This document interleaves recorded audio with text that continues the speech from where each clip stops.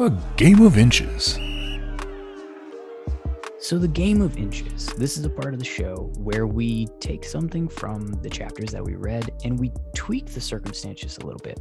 It could be a character choice, it could be a plot moment, it could just be some event that took place, a decision made, in the chapter that if it just got a small tweak, was shifted by just maybe an inch or two, how different could the story have ended up?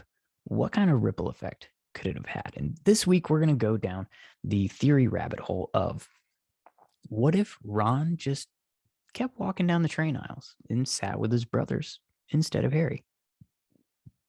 I mean, we talked about how this was the most important introduction in friendship that could have possibly happened for Harry in this story.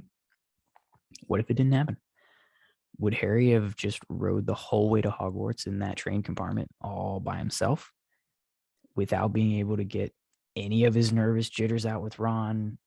How would that impact his anxiety, his nerves, his entrance into Hogwarts and the wizarding world? Would he have literally any confidence whatsoever? He was internally not even believing that he could be a wizard before he and Ron got to talk to each other. And, kind of he got to feel that he wasn't the only one with something to be nervous about. And Ron got to tell him that there are loads of people who are muggleborns who, come to Hogwarts and they don't have a clue about anything that has to do with magic until then either.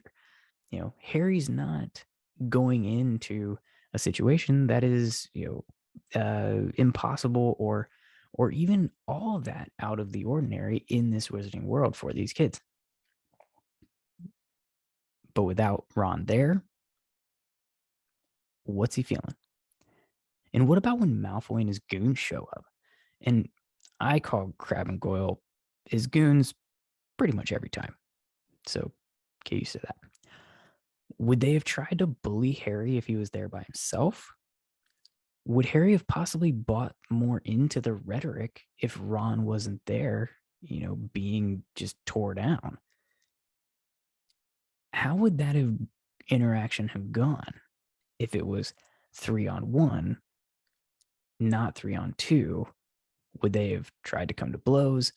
If they were just cornering the boy who lived, what we talked about this earlier, what was the goal of going in there in the first place? Would they have just tried to be friends? We know that Harry didn't like Malfoy when they first met in Madame Malkin's when they were getting their robes hemmed. And one thing that I didn't bring up when we were reading that chapter, but it's popping into my head now, so I'm going to share it with you, that I thought was funny, is Malfoy was there before Harry, already getting measured up and getting his robes. Harry gets there after and leaves before. What was taking so long with Malfoy? Anyway,